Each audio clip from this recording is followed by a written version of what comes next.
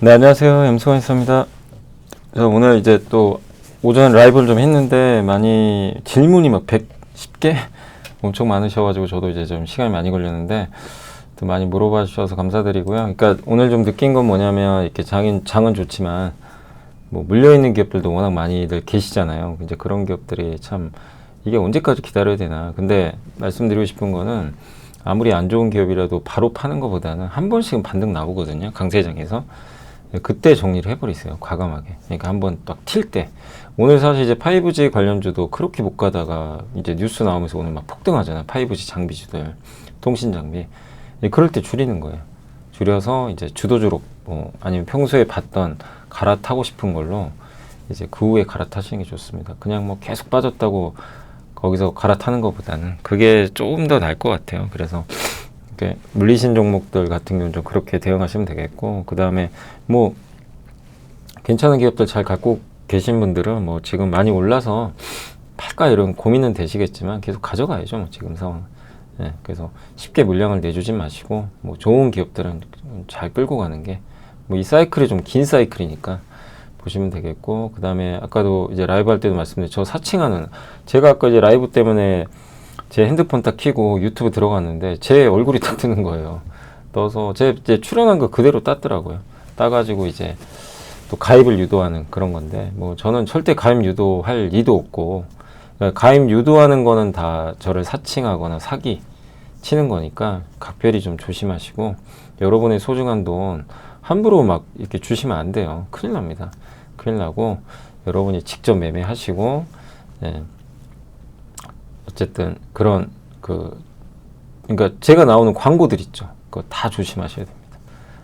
예. 자, AI로 다 본뜬 거니까 다시 한번 좀 말씀을 좀 드리도록 하겠습니다. 자, 오늘 이제 미국 시장 상황하고 좀 몇 가지 또 이렇게 미국 증시 마감 상황하고 제가 이제 그 추석 때 연휴 때 읽어봤던 글 중에 너무 좀 인상적이어가지고 세라피나님이라는 네이버 블로그 분이 쓰신 건데, 남편의 투자 얘기하고요.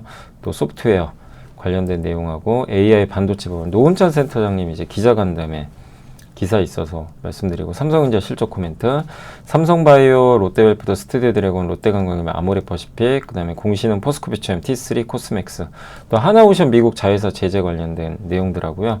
반도체 두 가지 보고서, 세 가지 보고서가 있습니다. 그리고 KBT 두 가지 보고서, 또 경영권 문제, 이거 LS 얘기입니다.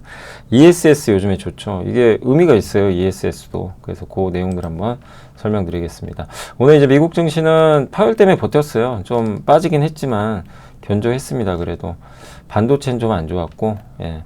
그래서 오늘 미국 증시는 이제 미국과 중국의 그 갈등이 또 이제 이어지면서 막 격화됐죠. 뭐 하나오션 미국 5개 자회사 막 제재 한이만 이러다 보니까 투자 심리가 좀 악화됐는데, 나스닥이 마이너스 2% 급락했다가 일단 다시 되돌리는 모습이 나왔거든요. 근데 파월 의장이 추가 금리 인하를 좀 시사하면서 분위기가 좀 반전됐습니다. 그래서 장중 미국 증시 이제 상승에 성공하기도 했습니다. 그렇지만 이제 장마감 앞두고 30분 앞두고 트럼프 대통령이 다시 중국에 대해 막 경고하면서 나스닥 기술주 막 급락하고 그러면서 어쨌든 롤러코스터를 보였고, 엔비디아 급락, 브로드컴 급락, 인텔도 급락. 근데 오라클이 AMD 칩 대량 구매할 거래요. 이게 엔비디아한테는 안 좋지만 AMD한테는 호재겠죠. 그래서 선전했고, 오늘 주인공은 파월 의장입니다. 예, 파월 의장이 좋은 말을 했어요. 그래서 뭐 좋은 말이라고 하긴 그렇지만 금리 인하 추가로 하겠다는 듯한 뉘앙스를 풍겼죠. 그래서 이게 좀 주식시장을 좀 방어해주는 역할을 했습니다. 어쨌든 지금 일부 펀드 매니저들도 그렇고 자산운용사 대표도 그렇고 미국 증시 비싸다. 근데 미국 증시 비싼 게 하루 이틀도 아닌데 비싸다 얘기가 계속 나옵니다. 시장 기대치 높다. 예. 그만큼 이제 단기적으로는 피곤한 거예요. 그래서 미국도 좀 조심할 가능성은 있는 거죠. 이게 방향을 안 바꾸겠지만 미국에서도 계속 경고성 멘트들이 나오니까 시장은 좀 불편하겠죠. 거기다가 지표도 발표가 안 됩니다. 셧다운이 계속 이어지니까 혼란스러운 거죠. 거기다 미중 갈등. 그러니까 미국은 조금 늘어지는 조정장이 좀 예상되고, 한국은 좀 다르죠 지금. 그래서 한국은 한국의 길을 가겠지만 미국 증시는 조금 늘어질 수 있다는 거. 예. 덤빌 시장은 아닙니다. 미국은. 그렇게 좀 보시면 좋겠습니다. 그러니까 조그만 악재도 변동성 커질 수 있다. 이렇게 생각하시면 되겠고, 파월 의장 연설은 이제 추가 금리 인하, 파월 연준의장이 화요일 연설을 통해서 중앙은행의 채권 보유 규모 축소를 중단할 시점이 가까웠. 그러니까 이게 무슨 얘기냐면 연준이 대차 대조표 자산을 갖고 있어요. 근데 6조 달러 이상의 채권을 축소하는 양적 긴축을 꼭 중단할 거다. 이런 거 좀 언급했다고 하는데 무슨 얘기냐면 코로나 때 연준이 시중에 돈 풀기 위해서 국채를 사버렸어요. 그 돈이 풀렸어요. 그래서 연준이 국채를 사니까 이 채권이 늘어났겠죠. 그래서 자산이 9조 달러까지 증가했는데 이게 너무 많은 거죠. 이걸 줄여야 돼요. 22년 중반부터 줄이기 시작한 거예요. 그래서 자산을 매각하거나 채권 만기가 다가오면 재투자를 안 하고 그냥 냅두는 방식으로 돈을 줄여버린 겁니다. 22년 중반부터. 그걸 양적 긴축이라 그래요. 근데 이거는 좋은 게 아니죠, 시장에. 돈이 흡수되어 있는 거니까. 근데 이거를 조만간 중단하겠다. 양적 긴축. 이건 호재잖아요. 예. 긴축을 중단하겠다라는 내용입니다. 그래서 이건 되게 좋은 내용이고, 그 다음에 어쨌든 금리 인하 너무 빨리 해서도 안 되지만 너무 늦게 해서도 안 된다. 고민스럽다. 이 얘기를 했지만 뭐라고 했냐면 지금 임금 상승세가 급격히 둔화됐고, 이거 물가 안 오른다는 얘기예요. 서비스 물가. 예. 물가 걱정 별로 없다. 노동시장 고용의 하방 리스크 커졌다. 이 얘기를 종합하면 추가 금리 인하하겠다. 이런 내용입니다. 그래서 요거에 시장 환호를 한 거죠. 그래서 시장이 좀 밑에서 버텨주는 모습을 보였습니다. 자, 엔비디아는 오늘 마이너스 4.4% 급락했고 AMD는 조금 올랐고요. 테슬라는 마이너스 1.53%. 뭐 큰 이슈는 없었습니다. 미중 갈등이고 웰스파고, 시티그룹, 블랙록 다 실적 좋아서 급등했어요. 근데 이들 자산운용사 대표들이 미국 좀 자산 비싸다. 이렇게 좀 경고는 했습니다. 월마트가 오픈 AI랑 협력해가지고 챗GPT 사용해서 월마트 상품 검색부터 결제까지 해주겠대요. 네이버도 이런 식으로 앞으로 갈 것 같은데 어쨌든 월마트가 이거를 내놨습니다. 그래서 오늘 주가는 급등했다라고 좀 말씀을 드리도록 하겠습니다. 그런 좀 내용이 있었다는 거 염두에 두시면 되겠고, 그 다음에 이제 오늘 이슈 중에 좀 투자 이야기 좀 해드릴게요. 세라피라님이 뭐라고 했냐면 이제 남편의 투자인데 3번에 폭망을 했대요. 그리고 이제 돈 벌기 시작한대요. 옛날에 위다스라는 종목을 몰빵했다가 사실 망했다고 합니다. 상장 폐지됐는데 그래도 반토막에 손절을 했대요. 뭐 그나마 다행이었다 이런 내용이고, 그 다음에 게임빌 아시죠? 게임빌에 옛날에 5억까지 베팅했는데 그게 8억까지 늘어났다가 반토막 나서 결국 1.3억까지 떨어졌대요. 예, 허탈하겠죠. 예. 근데 이제 주식은 몰라도 투자에 대한 옳은 생각을 했던 게 모두가 아닐 때 액션을 취해야 된대요. 그걸 느꼈대요. 코로나 때 평생 오지 않을 기회일 것을 직감해서 돈을 모두 끌어모아서 현대차, LG화학에 억 단위로 넣어가지고 돈을 넣었다고 하면 성공했겠죠, 당연히. 게임빌도 그때 1.3억까지 떨어진 잔고가 메타버스 때문에 18억까지 늘어났대요. 매일매일 기뻤대요. 근데 주가 다시 내려가면서 최종적으로는 그래도 4억 벌고 나왔대요. 그러니까 이때 느낀 거예요. 처음 퀀텀 점프를 한 거죠. 5년을 기다리고 6개월 올랐대요. 그러니까 진짜 엄청난 거죠. 사실 그때 게임빌 진짜 힘들었는데 메타버스로 진짜 날아가 버렸거든요. 예, 그러니까 공포에는 내 손에 피가 묻어도 무조건 담아야 된다. 수량이 많아야 큰 돈은. 이거 맞아요. 그래서 수익률이 물론 수익률 중요한데 수익률보다 내가 얼마만큼 한 종목에 베팅을 많이 했냐, 이게 사실 중요하긴 합니다. 20%를 벌어도 3억 투자했으면 6천만 원 버는 거예요. 그죠? 예. 많이 들어가면. 그래서 이런 수익률보다는 금액이죠, 금액. 예. 그리고 22년에는 미국이 답이라고 보고, 뭐 테슬라라든가, 뭐 필라델피아 반도체 있죠. 이런데 이제 용기를 냈다고 하는데, 예, 급락장이었으니까. 전기차 시대는 올 거고, 로봇의 시대도 오는데, 미국 반도체 안 망할 거다. 이런 생각으로 투자를 했다고 합니다. 근데 이제 결국엔 2배, 3배짜리 레버리지 하다가 깨달았대요. 이 레버리지는 녹아버리니까 장투는 안 된다. 그러니까 레버리지로는 장기 투자하면 안 된다. 이걸 또 느꼈고, 그래서 시드는 커졌고 이제는 리스크 관리도 잘해야 되고 현금도 많이 늘렸다. 그래서 안 깨먹고 지금 복귀를 이어가는 게 중요하다. 이런 내용이고, 그러니까 느낀 점은 남편을 보면 남편의 매매래요. 포기하지 않으면 언젠간 된다. 예, 그러니까 절대 포기하지 말자. 비중을 실어야 된다. 확실하게 될 때. 그때 피가 특히 낭자할 때. 예, 게임빌에서 결국 큰 돈 벌었는데 팔란티어 10배 갔어도 비중 적었다면, 예, 팔란티어 10배 먹어도 큰 수익은 아닌 거예요. 예, 시장에 피가 낭자할 때는 담아야 된다. 일반인이 공부 없이 가장 크게 버는 방법 중에 하나라고 합니다. 주식은 운이 8할이다. 근데 그 운을 느끼려면 계속 휘둘려 봐야 된대요. 매매를 해봐야 된다고 합니다. 투자를. 복리는 무섭다. 예, 그죠? 되게 무섭죠. 3억을 연 35%씩 계속 벌잖아요. 3억 가지고 35%. 벌 수 있어요. 여러분들 노력만 하시면 35% 수익. 불가능한 건 아니에요. 예. 근데 이제 쉽진 않죠, 물론. 근데 그걸 12년 걸리면 100억 된다고 합니다. 자산은 퀀텀 점프식으로 늘어난다. 자신만의, 그러니까 그러니까 우리 남편은 가치 투자랑 안 맞대요. 안 맞는데 가치 투자할 필요는 없다는 거예요. 본인한테 다 맞는 방식이 있어요. 그게 맞는 분도 있고 아닌 분도. 그리고 돈은 시간을 자유롭게 쓸 수 있게 해준다.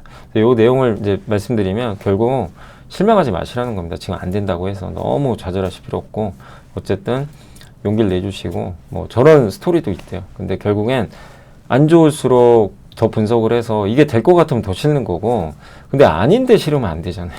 그죠? 그건 무모한 거니까 그런 걸 잘 분석하셔야 될 것 같고, 어쨌든 피가 낭자할 때 도망가지 말라. 예, 이런 좀 내용이고, 여러 번의 경험도 필요하다. 이런 내용이니까 참고해 주시면 좋을 것 같습니다. 자, 그리고 이제 제목은 소프트웨어 신냉전인데, 이제 요거 유튜브 채널 운영하시는 이제 BZCF 이 채널에서 이제 그 올렸던 내용인데, 한번 좀 내용이 좋아요. 그러니까 그 탈세계화 갈등의 시기죠. 예. 근데 헤게모니 쟁탈의 중심에 있는 산업들과, 저도 이제 이런 얘기들을 저도 강연에서 많이 해드리거든요, 사실. 근데 이제 그런 내용들이 또 잘 정리된 게 있어서 한번 가져왔습니다. 반도체 가장 주목받고 있지만 조선방사의 재평가도 결국 안보 때문이죠, 안보. 근데 우리나라는 그거를 그 각국에 필요한 그런 이제 수요들을 적절한 이제 품질과 함께 납기를 되게 잘 맞추죠. 그러니까 오늘 뭐 원전주 올라가는 것도 우리 한국밖엔 대안이 없어요, 사실. 예. 그리고 TSMC는 미중 갈등이 극한으로 집중된 기업인데 볼모로 잡혀 있다. 예. 그래서 이제 어떻게 보면 TSMC와 대만을 활용을 하는 거죠, 협상 카드로서. 근데 어쨌든 미국은 이제 TSMC 생산의 절반을 미국에서 하라고 압박하고 있는데, 최근에 이제 인텔 지분도 인수를 하고, 예. 근데 어쨌든 너무 TSMC에 의존하는 건 좀 불편하고, TSMC가 미국에 생산하기 원하는 거죠. 예. 근데 계속 그렇게 할 수는 없는 거거든요. 왜냐하면 TSMC는 대만을 벗어나고 싶지 않아요. 네. 근데 이럴 때일수록 그래서 삼성이 저는 테슬라 수주 따낸 것도 일정 부분 이런 이유가 있다고 생각을 하고 있어요. 미국에 2개나 큰 공장을 갖고 있기 때문에. 그래서 삼성이 이제 정말 중요한 게, 테슬라의 칩만 제대로 만들면 밸류가 한 단계 더 점프를 할 겁니다. 근데 이거는 2년 후에 판가름 나요. 지금 알 수가 없어요. 그래서 제대로만 만들어준다면 삼성의 역사는 새로 쓰이는 거죠. 그 기대감은 계속 가져보시고 점검은 계속 해 나가야 될 것 같습니다. 그래서 지금 그러니까 지금 최근에 오픈 AI가 엔비디아에서 벗어나서 여러 업체랑 계약 맺고 있는 거, 그리고 너무 TSMC에 의존하는 게 지금 미국 입장에서 불편하고, 이럴 때 삼성과 인텔의 약진이 이제 시작이 될 것 같은데, 이제 약진은 약진이지만 더 중요한 건 제대로 만들어줄 수 있느냐.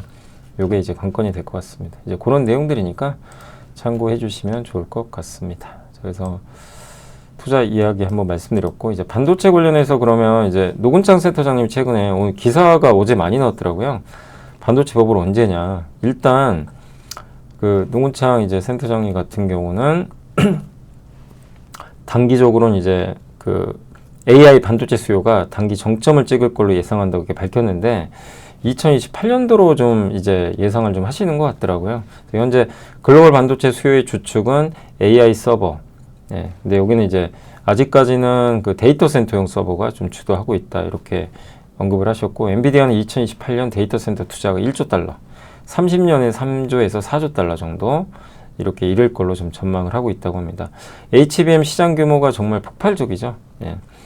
엔비디아의 루빈 울트라가 공급되기 시작하는 게 이제 2028년인데, 이때는 이제 HBM 시장 규모가 지금 416억 달러인데, 요게 이제 1770억 달러까지는 좀 증가할 걸로 예상을 하고 있습니다. 그러니까 아직도 성장은 계속 이어지는 거죠.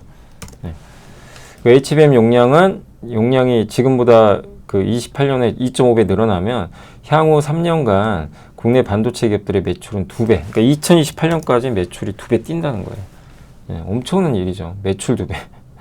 네, 그 상상이 안 갑니다. 그럼 주가도 그에 걸맞게 올라가겠죠. 네. 거기다 28년 이후로는 이제 디바이스 수요, 스마트폰이나 이런 데 들어가는 그런 디바이스, 그러니까 서버만 좋은 게 아니라 스마트폰도 좋아지는 거죠. AI가 붙으면서. 그러면 여기서도 또 한번 약진을 하겠죠. 그리고 올해 2분기 TSMC 매출에서 고성능 컴퓨팅 비중이 60%를 돌파했다고 합니다. 예. 그리고 향후에 이제 AI랑 이 고성능 컴퓨팅 반도체가, 그러니까 이쪽 관련된 수요가 전체 반도체의 45% 차지할 걸로 보고 있고요. 계속 이쪽은 좋아지겠죠. 예. 메모리 반도체 시장도 역시 그걸 따라간다. 예. 범용 디램과 낸드 가격은 내년까지 오를 것 같다. 디램 시장도 내년에 20% 추가 성장, 낸드는 18% 성장. 예. 이렇게 좀 전망을 하고 있습니다.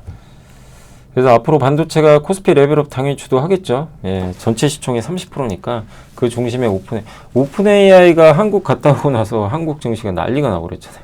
그죠? 선물 주고 갔죠. 근데 거기에 한국이 이제 참여하게 되는 거죠. 스타게이트 프로젝트에. 그래서 그동안 엔비디아, TSMC, SK 하이닉스 삼각편대가 시장을 이끌었지만 이제 옮겨가는 거예요. AMD, 브로드컴, 삼성전자 이렇게 이제 넓혀가기 때문에 한국 삼성전자한테도 기회가 좀 많이 생기지 않겠냐라고 저도 좀 생각을 하고 있습니다. 자, 그리고 오늘 이제 보고서. 자, 삼성전자 내용인데 이제 보시면 그냥 애널리스트 웬만한 내용 다 적어놨어요. 엔비디아의 AI 가속기 시장에서 시장 지배력은 굳건하다. 그리고 이게 노근창 센터의 의견입니다. 오픈 AI를 되게 강조하고 있어요. 한국에서 대규모 데이터 센터를 함께 진행할 계획이다. 오픈 AI는 스타게이트 프로젝트를 미국, EU, 아랍에미리트에서 진행하고 있는데 여기서 삼성 HBM 시장 점유율 상승에 긍정적일 것 같다. 왜냐하면 엔비디아만 이제 의존하는 게 아니거든요. 그리고 송명석 위원님은 HBM4에, 그러니까 삼성전자가 HBM4는 아직 검증이 안 됐잖아요. 여기에 안착을 한다면 그 내년 영업이익이 60조 넘을 거래요. 올해, 지금 내년 예상이 한 48조인가 50조 되거든요.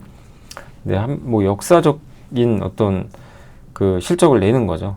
예, 그렇게 달할 걸로 좀 추정을 하고 있고, HBM 경쟁력 강화에 더해 향후에 경기 회복까지 동반이 되면 14만 원도 갈 수도 있다. 예, 이건 그냥 이제 가정입니다.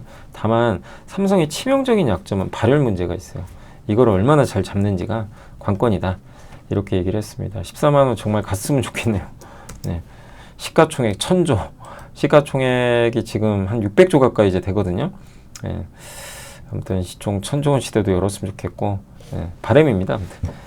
그리고 이제 KB증권의 김동원 연구원님은 범용 디램의 공급 부족은 더욱 심화될 것 같다. 지금 실적 좋은 건요, AI 때문만은 아니에요. 범용 디램이 정말 지금 실적이 좋고, 엔비디아, AMD, 브로드컴으로 주문량 급증. HBM 매출 내년에 3배 증가. 예. 삼성증권의 이종욱 연구원님은 범용 메모리에서 비롯될 거다. 앞으로 이익은 계속 여기서 나온다. 예. 그리고 투자할 여력도 많지가 않는데 어쨌든 그래도 추가 투자를 한다면 삼성이 좀 더 유리하지 않겠냐 이렇게 보고 계시고, 미래에셋 김영건 연구원님도 파운드리 적자폭 축소했고 폴더블 폰도 괜찮았대요. 모든 사업이 다 정상 궤도에 진입했다. 하나증권의 김놓고 연구원님은 이제 서버 교체 주기 도래했고 AI까지 접목됐고 해당 수요 내년 하반기까지도 이어진다. 신영의 박상욱 연구원님은 브로드컴 AMD로 삼성의 HBM3 12단 제품이 출하되고 있다. 삼성전자는 그동안 이제 한계가 있었지만 이제는 저점을 통과하고 있다. IBK 김은호 연구원님은 AI 투자 확대에 따라서 메모리 수요가 본격화되고 있다. HBM 관련 우려도 26년엔 완화될 것 같다. 다울투자증권의 고영민 연구원님은 범용 메모리의 강력한 수요 환경이 나타난 첫 실적이다. 그러니까 범용이 안 좋았잖아요. 그러니까 하이닉스에 눌려 있었는데 이제 아니에요. 범용이 보여준 거죠. 그래서 오늘도 주가 급등했던 거고요. 26년까지 실적 추정치 상향 조정 충분히 가능한 것 같다. 이런 내용을 좀 언급을 해주셨습니다. 이제 HBM 퀄 테스트 통과가 아니더라도 모두 이게 우상향. 왜냐면 범용 때문에. 여기에 HBM 되면 이제 더 레벨업 하는 거죠. 그 오늘 삼성바이오가 일제히 급등했는데 아마 간담회가 있었던 것 같고요. 거기서 애널리스트 보고서 쏟아졌는데 그냥 하나만 뽑아왔습니다. 근데 저는 꼭 실적이 아니더라도 이제 이번 달 말부터 거래 정지 들어가니까 분할 이슈가 굉장히 크다고 보거든요. 그리고 이번 3분기도 역시나 정규 1등이 1등 할 것 같아요. 이번에도 좋은 실적 낼 것 같습니다. 바이오 에피스도 좋을 것 같고. 근데 인적 분할하고 나면 삼성 바이오로직스 주가는 오르고 그 이제 지주사죠. 바이오 에피스 이제 홀딩스죠. 이쪽은 좀 빠질 것 같아요. 저도 그렇게 예상은 하는데 그럼 빠지니까 홀딩스 팔고 바이오로직스만 해야 되냐? 이러실 필요는 없어요. 결국 저는 둘 다 갈 걸로 봅니다. 처음엔 좀 이게 갈라지겠죠. 오히려 홀딩스가 빠지면 또 기회가 생길 것 같고요. 바이오로직스는 이제 전 세계 1등 순수 CDMO가 될 거고, 그러니까 계속 가져가는 전략도 낫지 않나 이렇게 보고 있습니다. 분할 이유를 더 기대를 하고 있고요. 롯데푸드는 바닥입니다. 그러니까 지금 안 좋아요, 사실 아직까지는. 근데 3분기 실적 괜찮을 것 같아요. 왜냐하면 일회성 인건비 때문에 좀 안 좋지만 이거 제외하면 드디어 증익한대요. 그리고 카카오 이게 어떻게 보면 이제 초콜릿 같은 거 만들 때 들어가잖아요. 근데 이제 이런 투입 원가 부담이 이제 꺾이고 있대요. 예, 그래서 대부분 사업부에서 이제 적자 폭이 줄거나 실적이 턴어라운드 한다. 근데 주가는 너무나 답답해요. 아무도 관심이 없어요. 예, 그래서 이런 기업들은 이렇게 안 좋을 때 모아가는 거죠. 갔다가 한 20% 정도 수익을 목표로 하시면 돼요. 그랬다가 이제 그 정도 수익 나면 팔고 나오는 거죠. 왜? 뭐 롯데헬프드가 고성장하는 기업은 아니잖아요. 근데 뭐 돈 잘 벌잖아요. 롯데헬프드 돈 잘 벌고 인도에도 진출해 있고 안정적인 기업이지만 이게 뭔가 좀 성장이 약하니까 철저하게 소외받고 있는 거죠. 근데 이런 부분도 우리가 이런 리포트를 통해서 아, 이제 바닥은 좀 다졌구나. 이걸 명확하게 알 수 있잖아요. 그래서 좀 긍정적으로 보고 있고 스튜디오 드래곤도 비슷해요. 주가 안 좋았지만 이게 생각보다 3분기가 좀 실적은 기대에 못 미치는 것 같아요. 예. 예, 그치만 어쨌든 TVN이 이제 내년 상반기부터 수목 드라마를 다시 편성한답니다. 원래 올해 하반기 하기로 했는데 늦어졌어요. 이것도 좀 실망스럽죠. 근데 어쨌든 다 반영했고 내년에 재개할 거고, 그죠? 예, 그리고 TVN 등 이런 이제 주요 채널 외에도 지상파에도 납품을 할 것 같고, 뭐 넷플릭스나 디즈니 플러스 이런 쪽에도 드라마 제작 증가가 일어나면서 내년, 그러니까 올해 4분기 또 내년 예, 흐름 본다면 좀 나아지지 않겠냐. 그래서 아까 SBS도 많이들 물어보시던데 비슷한 흐름 같아요. 그래서 드라마 제작사도 저점은 이제 지나가고 있으니까 좀 버텨보시고, 다만 한한령 해제가 안 돼요. 이게 좀 아쉽죠. 이게 되면 한번 위가 크게 열릴 텐데 그게 잘 안 되는 거는 같습니다. 그것만 된다면 더 좋지 않을까 싶긴 하고요. 다만 그건 뭐 우리가 결정할 수 없는 거죠.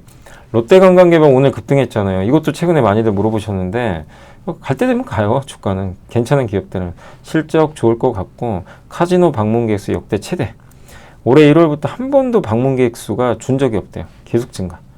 예, 월간 신규 멤버십 순증이 5,000명 돌파. 호텔도 좋아요. 예, 그리고 아직 3분기 기준 전체 객실의 절반만 카지노 영업을 하고 있대요. 여전히 여력도 충분하고 추석 연휴 효과도 있고. 예, 그러니까 아무런 이유 없이 그냥 최근에 부진했거든요. 근데 오늘 그냥 한 번에 돌려버린 거죠. 여전히 레저 업종에서 가장 돋보이는 것 같습니다. 아모레퍼시픽도 아까 롯데웰프드랑 비슷합니다. 뭐 더 나쁠 건 없고요. 3분기는 좀 실적 안 좋지만 코스RX와 실리콘2 거래가 좀 재개되면서 9월부터 이제 코스RX와 이제 실리콘2가 서로 이제 거래를 한 거죠. 이제 자회사니까 아모레퍼시픽에 이 코스RX가 좀 살아나면 아모레 실적이 좋아져요. 4분기는 기대가 됩니다. 예. 그리고 최근에 헤어 카테고리를 신성장 동력으로 론칭을 했는데 실리콘2 역시도 거기 헤어 카테고리 담당 부서를 만들었대요. 서로 시너지 효과를 낼 것 같고, 일본 법인도 구조조정 하면서 수익성 개선 기대, 긴 추석 연휴 따른 중국인 소비, 4분기 중화권 매출도 성장. 그러니까 3분기가 안 좋을 거예요. 이걸 이용해서 오히려 비중은 좀 늘려간다면 4분기를 기대해보자. 그러니까 3분기 실적 발표 전까지는 안 좋을 것 같습니다. 그러니까 주가가 안 좋다는 게 막 빠진다가 아니라 되게 좀 답답할 것 같아요. 왜냐하면 확인하고 싶거든요. 3분기가 도대체 얼마만큼 안 좋은지. 생각보다 안 좋으면 더 빼버릴 수도 있잖아요. 예. 근데 이제 그걸 확인하고 나서 4분기 방향성 좋아지면 좀 오르겠죠. 그래서 조금 시간은 걸리겠지만 방향은 4분기부터 좋아진다. 이렇게 좀 생각하시면 좋을 것 같습니다. 지식이 복리로 쌓이는 투자 정보, 믿음 가는 투자 정보 파트너 투원투게더 오픈. 투원투게더란 LS증권에서 제공하는 서비스로 투자자들에게 다양한 정보를 빠르고 정확하게 전달하고 모든 투자자의 성공 투자를 함께 하기 위한 투자 정보 콘텐츠 서비스입니다. 투원투게더는 투원 HTS, 투원 MTS, 사용하는 매체 어디에서나 접속이 가능합니다. 투원투게더 어떤 콘텐츠를 제공할까요? 해외 이슈는 미국 시장 마감 시황, 해외 수급, 해외 증시 일정, 해외 뉴스 등 주식시장 흐름 파악을 위한 해외 시황과 이슈들을 알려드립니다. 시장 읽기는 주요 뉴스 요약, 뉴스 해설, 뉴스 연계 종목 등 주요 뉴스에 대한 빠른 요약과 관련 이슈에 대한 정보를 알려드립니다. 종목 톡톡은 수급 특징주에 대한 분석과 투자 아이디어, 실적 속보 등 종목에 대한 다양한 정보를 알려드립니다. 보고서장은 리서치센터에서 발행하는 보고서, 모닝미팅, 공시, 그리고 증권사별 종목에 대한 요약 정보를 알려드립니다. 주식 배우기는 함께 배우기, 투자 상식 등 투자자들이 알아야 할 전문 지식과 투자 칼럼 및 자료에 대한 정보를 알려드립니다. 투원투게더와 함께 성공 투자를 만들어 보세요. 자, 그리고 이제 오늘 그 조선업종 중국 정부가 하나오션의 미국 자회사 5곳, 어제 말씀드렸죠. 하나오션의 미국 자회사 5곳을 제재한다고 어제 발표했죠. 네. 근데 이게 무슨 의미가 있는지 모르겠어요. 우리나라한테 아무 타격도 없어요, 사실은. 그래서 애널리스트 분들이 이제 정리하신 건데, 그러니까 미국에 대한 불만이에요. 미국이 중국의 선박 항만세를 올려버렸거든요. 열이 받은 거죠. 그래서 하나오션도 이제 미워 보이는 거예요. 야, 너네 왜 미국을 위해서 그렇게 해주냐? 제재하자. 이긴 거죠. 근데 현재 하나오션 미국 자회사의 중국 관련해서 협력은 없어요. 후판도 중국 거 안 씁니다. 미국에 있는 기업들은 캐나다나 이런 쪽 쓰는 것 같더라고요.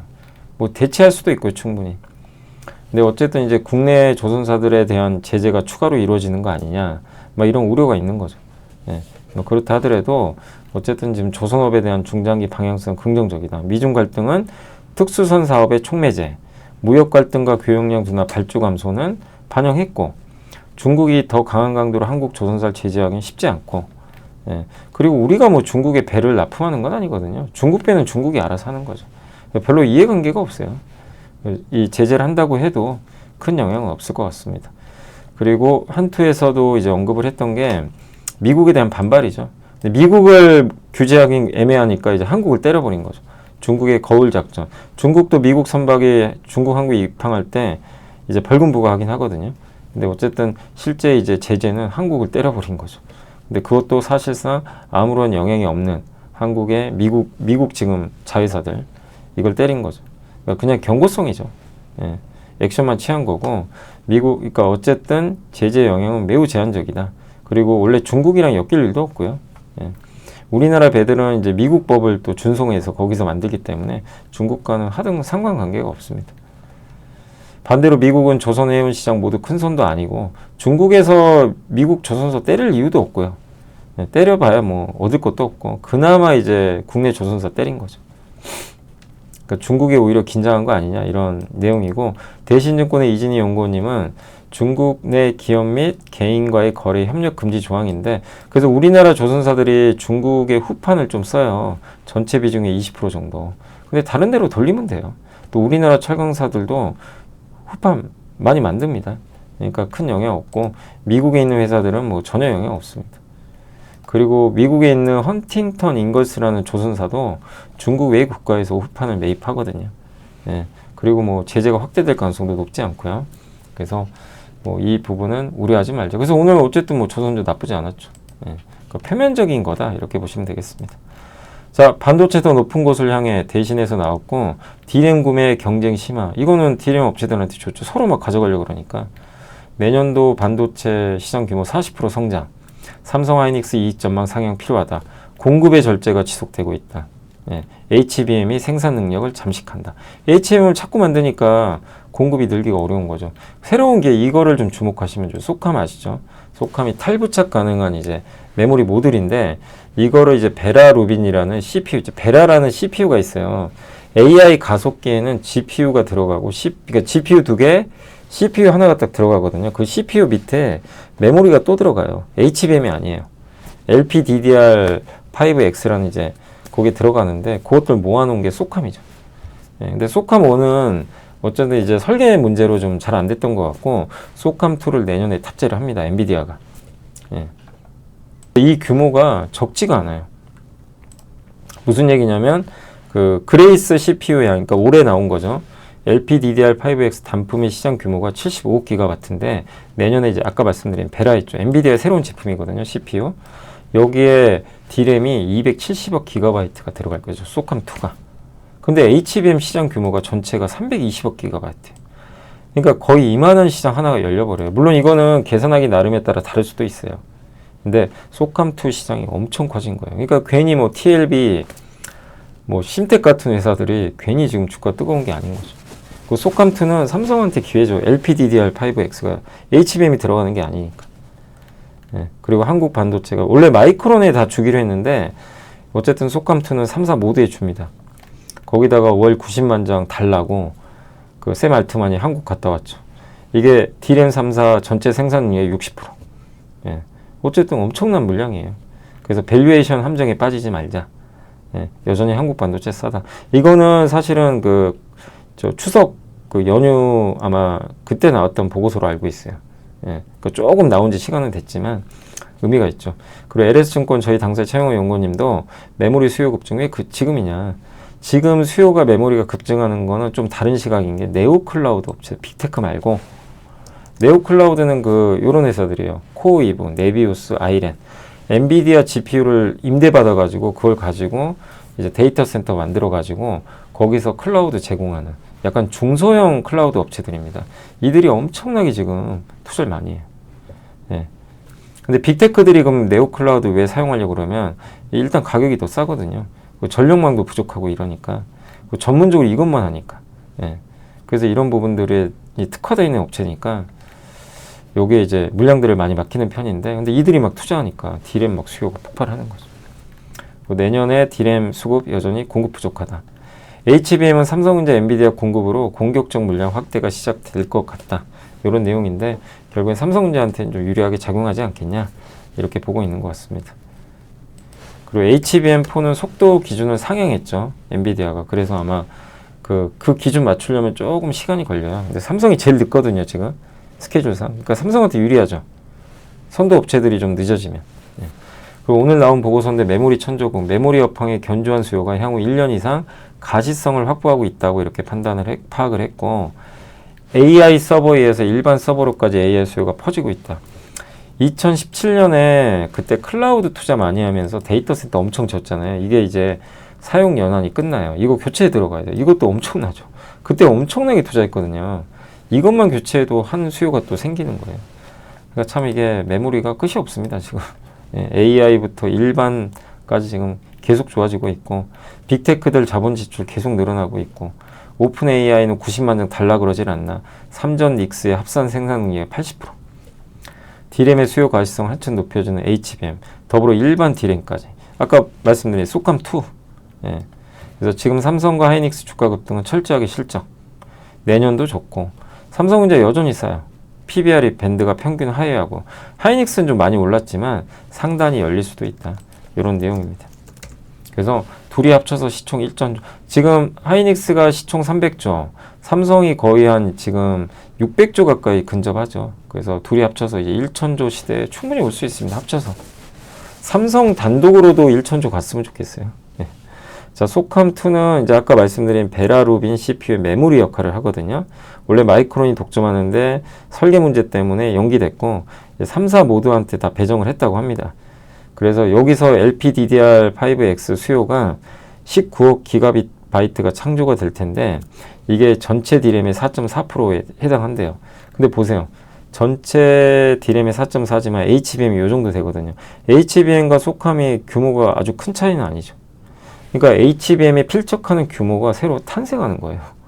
내년에. 소캄2로. 그러니까 이거는 아직 반영을 못했거든요. 시장. 그래서 여전히 이 부분은 우리가 주목을 해야 될 것 같습니다. 자, 그리고 화장품 K뷰티의 진격 지속된다. SK증권의 보고서인데 글로벌 소비 트렌드 변화, K뷰티의 우호적인 수요 환경을 조성하고 있죠. 스킨케어가 일단 왜 K뷰티가 이렇게 성장하는지 첫 번째가 스킨케어. 한국은 스킨케어 강국인 거 아시죠? 예. 색조보다는 스킨케어. 예. 그래서 스킨케어는 꾸준히 쓰는 브랜드 쓰거든요. 그래서 되게 오래가는 사이클이죠. 색조는 지역별 인정의 선호도가 다 달라요. 스킨케어는 공통 분모가 있는 거죠. 해외 시장 진입이 쉽습니다. 성분과 효과성을 중요하죠. 이제는 브랜드보다는 제품의 효과, 성분이 뭐 들어갔냐. 이건 우리나라 이쪽에 정말 강자죠. 브랜드는 당연히 우리가 약해요. 뭐 에스테로더 이런 거에 비하면 떨어지지만 이 성분명에 있어서는 확실히 한국이 좀 강점이 있죠. 또 가성비는 우리를 따라갈 가능성은 없는 거죠. 뭐 K뷰티의 최대 강점이죠. 가성비. 그 다음에 한류. 이걸로 인한 확산. 거기다가 공급망, ODM. 네, 한국의 ODM사들은 정말 잘하고 있죠. 예, 그래서 트렌디한 제품을 계속 꾸준히 뽑아내주고 있고, 예, 그리고 브랜드도 지금 마케팅 정말 잘하고, 유통도 실리콘투 같은 전문 유통사 있고, 여기 용기 회사들. 예, 요새 SMCG가 좀 부진하긴 하지만, 펌텍코리아, SMCG 뭐 이런 용기 기업들 잘하고 있고, 예, 그 다음에 수요는 계속 성장할 것 같고, 이 4개 기둥이 해외 수요를 계속 받쳐줄 것 같고, 공급도 지금 점점 이제 그 아마존 넘어 세포라 울타 같은 오프라인으로 침투하고, 유럽도 온라인에서 오프라인을 확장하고 있고, 다만 이제 너무 성장을 했으니까 기울기는 좀 둔화된다. 이건 염두에 두시고요. 그다음 브랜드는 APR 최선호주로 좀 제시를 해주셨고, ODM은 일단 중장기적인 매수를 하자. 코스맥스가 3분기 조금 이제 약간 실적 둔화 우려 나오면서 좀 주가 안 좋지만 코스맥스를 선호하고 계시고, 유통은 실리콘2. 실리콘2도 많이들 물어보시는데 아마 3분기 실적 괜찮을 거는 같아요. 그래서 단기 실적보다 중장기적인 관점에서 보자는 내용입니다. 메리츠의 박종래 연구원님은 3분기 실적 3가지 특징이 있대요. 미국이 좋다. 예상보다 실적은 좀 부진하대요. 왜냐하면 동남아에서 중국, 차이나 화장품 있죠. 여기가 또 열받게 따라하나 봐요. 막 가품 만들어서. 왜 그런지 모르겠어요. 왜 이렇게 따라하는지. 제대로 대결을 하든가. 예. 그러니까 좀 중국의 이런 부분은 굉장히 좀 짜증나죠, 사실. 그 다음에 이제 새로운 희망 포차, 그라인딩 밤의 유행, 닥터 엘시아, 닥터 멜락신, 올리브 인터내셔널 이런 신규 인디 브랜드가 약진을 하고 있다고 합니다. 자, APR이 아마존 프라임데이에서 매출 300억 돌파, 실리콘도 미국 매출 620억, VT도 괜찮대요. 미국 쪽 다 괜찮아요. 다만 코스맥스는 중국이 공격하면서 가품, KFT 짝퉁을 많이 만들어서 막 뿌리나 봐요. 시장 또 오리고 있어요, 중국. 정말 이러면 안 되는데. 코스맥스가 그 영향을 좀 받아서 좀 안 좋다고 합니다. 실리콘2의 아시아 지역 매출도 이것 때문에 좀 정체. 이거 빨리 정리가 좀 됐으면 좋겠고, 전반적으로 시장이 교란되고 있다. 우리나라는 브랜드 인지도가 높진 않아요. 그러니까 저런 가품에 휘둘려요, 사실. 아무튼 참, 근데 한 번은 거쳐야 될 것 같고, 과거에도 그런 적이 있었거든요. 또 반복돼서 좀 짜증이 나는 거죠. 자, 그라인딩 밤의 유행은 이게 그라인딩 밤이죠. 요 용기는 이 특허를 가지고 있어서 사실은 펌텍코리아밖에 못한대요. 펌텍코리아, 이게 잘 된다는 건 펌텍코리아한테 되게 좋은 거죠. 3분기 수출 여전히 좋고, 업황은 유럽 수출 고성장, 펀더멘탈, APR, 실리콘2, 펌텍코리아, 코스메카 코리아가 가장 실적이 좋다고 합니다. 아모레는 조금 실적은 빠르진 않지만 그래도 코스RX가 터닝하고 있대요. 달바글로벌은 4분기가 좀 좋을 것 같고 3분기가 좀 약간 안 좋대요. 그러니까 좀 주가가 좀 부진한 거죠. 그래서 그쯤에 이제 관세 영향은 크지 않아요. 미국 비중이 낮기 때문에. VT는 미국은 좋은데 일본이 좀 유사한 상황이고 마케팅 엄청 하고 있대요. 이게 성과 나올지 봐야 됩니다. 이게 독이 될 수도 있고 흙이 될 수도 있는 거죠, 약이. 그래서 APR처럼 마케팅 많이 해서 성과를 내준다면 VT도 레벨업 하겠죠. 펌텍코리아는 그라인딩 밤, 거기다 자회사 부국 DNC 수주가 굉장히 좋다고 합니다. 탑픽은 실리콘2랑 펌텍코리아를 꼽아주셨습니다. 화장품도 좋게 보고 있어요. 저는 이번 실적이 안 좋으면 오히려 기회 같아요. 이 K 화장품의 트렌드는 끝난 게 아닙니다. 자, 그리고 이제 지주사 경영권 분쟁, 요거 호반과 하림연합이 있고요. LS랑 한진연합이 이제 합세해서 서로 대결할 거예요. 지금 실제 하고 있어요. 그래서 이거를 왜 하냐면 호반이 호신탐탐 LS를 왜 노리냐면 LS 전선의 해적 케이블, 전 세계 최강 기업이에요. 대한전선이 있잖아요. 호반은 이제 이거를 한번 갖고 가고 싶은 것 같아요. 그래서 호반그룹이 지주사 지분 최소 3% 이상 확보를 했는데 이러면 여러 가지를 할 수 있어요. 주주총회, 회계장부 열람, 이사임 청구권 등을 할 수 있는 거죠. 여기에 할인그룹까지 붙여가지고 연합 압박. 근데 5% 넘으면은 이거 지분 신고해야 되잖아요. 그래서 5% 이상은 보유 안 합니다. 개별 기업 단위로 쪼개서 지분을 매입을 해요. 지금 그런 상황이에요. 그러니까 파악이 어려워요. 5% 미만이니까. 그래서 할인그룹의 계열사 페노션이 LS 지분 0.24%를 단순 투자, 저게 단순 투자일까요? 아니겠죠. 근데 이러다 보니까 이제 한진그룹 지주사인 한진칼의 지분도 호반그룹이 18.46%까지.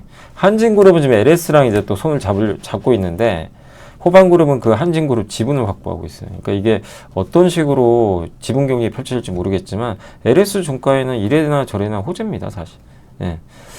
그래서 어쨌든 지금 구장원 회장 등 오너 일가가 LS 에코에너지 지분 팔아가지고 경영권 방어해야 되거든요. 왜냐하면 지분이 많지가 않아요. 그래서 LS 이게 M&A를 적대적 M&A 막는 제일 좋은 방법은요. 주가를 급등시켜 버려야 돼요. 그래야 호반그룹이 LS 지분을 많이 취득을 못해요. 돈이 엄청 들어가거든요. 그래서 이 자사주 소각도 하잖아요. 그래서 LS 주가에는 이래나 저래나 좀 좋을 수 있다. 이렇게 보고 있고, 그리고 펀더멘털도 좋고요. 그 LS 전선이 있으니까. 그리고 LIG 그룹과 전략적 제휴도 지금 체결을 했다고 합니다. 예, 이제 방어 백기사가 필요하니까. 예, 그래서 경영권 분쟁 관련 이벤트는 뭐 저는 주가엔 좋지 않겠냐 이게 보고 있습니다. 자, 그리고 이제 어제도 말씀드렸지만 지금 2차 전지가 ESS가 올라가는 거를 일회성으로 보시면 안 돼요. 이거 심상치 않습니다. 왜냐하면 여기에 AI 데이터 센터가 붙어버렸어요. 막대한 규모의 전력 소비하는 AI 데이터 센터의 특성상 전력 공급 부족에 대한 우려가 확대되고 있죠. 그래서 수요 폭증에 발맞춰 전력 인프라 갖춰져야 되는데 ESS랑 태양광만큼 빨리 전력 공급 가능한 건 없어요. 미국에서. 예, 없습니다. 왜? 원전은 너무 오래 걸리고 SMR도 2030년 지나야 되고 그리고 태양광 실제 많이 설치하고 있고 ESS 설치량도 급증하는데 핵심은 뭐죠? 중국은 이제 미국에 배터리 수출 안 할 거예요. 자기네가 하기 싫대요. 이제 수출 통제. 너네 한번 우리 없이 해봐라. 근데 미국 입장에서는 뭐죠? 야, 너네 없으면 한국 있잖아. 한국 거 하면 되지. 예. 그리고 내년에 미국에서 이제 ESS 중국산 배터리 관세가 현재 40.9인데 얼마로 올라가냐면 58.4로 점프합니다. 예. 안 그래도 미국도 중국 거 안 쓰려고 그러죠. 예. AI 데이터 센터에 태양광과 ESS용 배터리가 같이 결합해서 이제 붙게 됩니다. 그래서 그 사이클, 그래서 오늘 OCI 홀딩스도 급등한 거예요. 어제 설명드린 대로. 예, 새롭게 이게 주목받는 거죠. 그래서 LNF는 ESS용 LFP 또 양극재를 하니까 수혜가 가능하지 않겠냐 이런 내용입니다. 그래서 보고서는 다 해드렸고요. 그다음에 오늘 공시는 어제 포스코 퓨처엠이 이것도 중국과 관련이 있어요. 천연흑연 응급제 공급에 성공했습니다. 역대 최대 규모입니다. 응급제 6,710억 원. 글로벌 자동차사, 미국 자동차 회사래요. 저는 그래서 GM 아닌가. 원래 포스코 퓨처엠과 미국 GM이 좀 거래 관계가 있는 걸로 아는데 뭐 갑자기 뜬금없이 다른 회사일 것 같지는 않고. 근데 이건 그냥 추정입니다. 제가 틀릴 수도 있어요. 미국 회사는 맞대요. 미국 회사는 맞는데 어느 회사인지는 공개가 되진 않았습니다. 뭐 테슬라일 수도 있고. 근데 아무튼 포스코 퓨처엠이 응급제를 미국 자동차 회사에 공급하는 건 왜 그럴까요? 전 세계 흑연은 중국이 다 꽉 잡았습니다. 90%를 거의. 중국이 잡고 있어요. 예. 근데 비중국산 흑연 1위는 포스코 퓨처엠이에요. 11위. 1위에서 10위는 다 중국입니다. 그래서 이번 계약을 통해서 최대 10년으로 또 계약 기간 늘릴 수도 있대요. 그러면 지금 6,800억이 1.5조까지 늘어날 수 있죠. 그래서 이거는 몇 달 전에도 한번 말씀드렸던 내용이에요. 미국이 중국의 그 흑연이나 이런 걸 이제 응급제를 좀 관세 때린다 이런 내용이 있었는데 그러면 수혜받는 건 포스코 퓨처엠이죠. 근데 실제로 이번에 확인된 건 뭐죠? 공시가 뜬 거예요. 이제 이거는 우리가 거짓말이 아닌 거죠. 그냥 그때는 상상만 한 건데 이거 진짜네. 미국 자동차 회사가 중국 거 안 쓰고 포스코 퓨처엠과 딱 흑연 응급제 거래를 맺어버렸습니다. 그럼 밸류 줘야죠. 그래서 위가 저는 좀 일부 열릴 수 있다. 그래서 규모를 떠나서 포스코 퓨처엠은 이걸 실행으로 옮긴 기업입니다. 그래서 높은 평가를 해줘야 된다. 이렇게 좀 보고 있습니다. 비중국 흑연의 가치는 이제 재조명될 것 같습니다. 그리고 T3가 무려 300만 주 자사주 소각합니다. 이거 박수 쳐줘야죠. 이게 VIP 자산운용이 이 회사 지분을 괜히 인수한 게 아닌 것 같아요. 그래서 자사주 소각 의무 정책과 맞물려서 좋은 결정을 했고 코스맥스는 싱가포르 정부가 직접 지분 취득을 했어요. 5.4%. 얼마 전에는 그 싱가포르 국부펀드가 6.33% 확보했는데 이번에는 정부가 싱가포르가 되게 코스맥스를 좋아하는 것 같습니다. 아무튼 그런 내용이 있으니까 참고하시면 되겠습니다. 자, 그래서 오늘 이제 다 말씀을 드렸고요. 그 전에 이제 그 10월 25일 토요일 날 저희가 이제 매달 한 번씩 마지막 거의 토요일 날 이렇게 저희가 강연회 하잖아요. 여기 떴네요. 그래서 이번엔 세 분이 합니다. 그 김종구 상무님 같은 경우는 채권. 저는 이제 왜 이렇게 나오죠? 약간 잘렸네 이름이. 그 다음에 이제 제가 하고 그 다음에 여기 김상균 대표님, 깡토님 아시죠? 깡토님. 예, 추세매매 거의 달인이시죠. 슈퍼개미시죠. 여기서 해주십니다. 그래서 이렇게 한번 또 선지장님에 이어서 또 다른 슈퍼개미분을 한번 모셨어요. 그래서 한번 여러분들 직접 유튜브도 운영하고 계신데 한번 이게 들어보시면 좋을 것 같아요. 그래서 또 나중에 한번 제가 말씀을 좀 드리도록 하겠습니다. 자, 그리고 오늘 삼성전자가 무려 3% 이상 올랐고 두산 에너빌리티 11%, 삼성바이오 10%. 그래서 많이 좀 그 공부하셨던 우리가 또 많이 공부했던 기업들이죠. 그래서 오늘 올라가서 기분이 좀 좋고요. 그 다음에 은행주 좋았고 삼성물산, 뭐 SK스퀘어, 한국조선해양 좋았습니다. 그리고 현대로템, 한전도 좋았고요. 그리고 메리츠금융, 뭐 오늘 SK가 5%나 올랐고, 효성중공업, 한미반도체 10% 정말 날라다닙니다 요새. LS일렉트릭, 한국금융지주, 오늘 증권주 좋았고, 이 원전이죠. 현대건설 급등. 네. 그리고 한화, 어제 급락했던 한화는 오늘 지주사 LS, 지주사도 좋았어요. 정부 정책 수혜주죠. 그리고 코스닥은 상대적으로 부진했지만 오늘 로봇의 날이고, JNTC 기억나시죠? 요거 하드디스크 드라이브, 그 유리 플래터, 그거 한번 함께 배우기 위해서 한번 알려드렸죠. 근데 오늘 뭐 그것 때문에 오른지 모르겠는데 오늘 많이 올랐고, 두산 테스나는 테스트 장비를 구매를 했대요. 수주를 많이 받은 것 같아요. 그러니까 요거는 두산 테스나 하면 LB세미콘, 네페스 이런 기업과 같이 가거든요. 좋고, 오늘 진짜 오랜만에 서진 시스템, 여기 ESS 대표 기업 아닙니까? 서진 시스템, SK 이터닉스, 그죠? 네. 그러니까 오늘 좀 움직임이 오늘 정말 오랜만에 나온 것 같습니다. 그러니까 이제 안 좋을 때 좀 모으셨던 분들은 오늘 같은 날 이제 기분 좋은 거죠. 그죠? 테크잉 좋았고, 그리고 SNS텍, 동국제약도 오늘 좋았습니다. 그래서 코스닥도 뭐 약간 빠진 것도 있지만 전반적으로 종목 장세 잘 펼쳐진 것 같습니다. 거래대금은 오늘 로봇주예요. 한마디로 그냥 로봇주의 날이고, GNC 에너지 이거 데이터 센터 관련된 기업이죠. 뭐 대표 주자고 오늘 로봇주와 더불어 갔고, ESS 로봇 이쪽이 특히 좋았습니다. 코스피 쪽에서는 거래대금 상위 쪽에서는 오늘 두산에너빌리티 좋았고, LS 에코에너지, 히토류, 산일전기, 한정기술, 삼성바이오, 현대건설 다 좋았고, SK도 거래대금 많이 나왔고요. 그리고 대덕전자도 오늘 좀 분위기 괜찮았던 것 같습니다.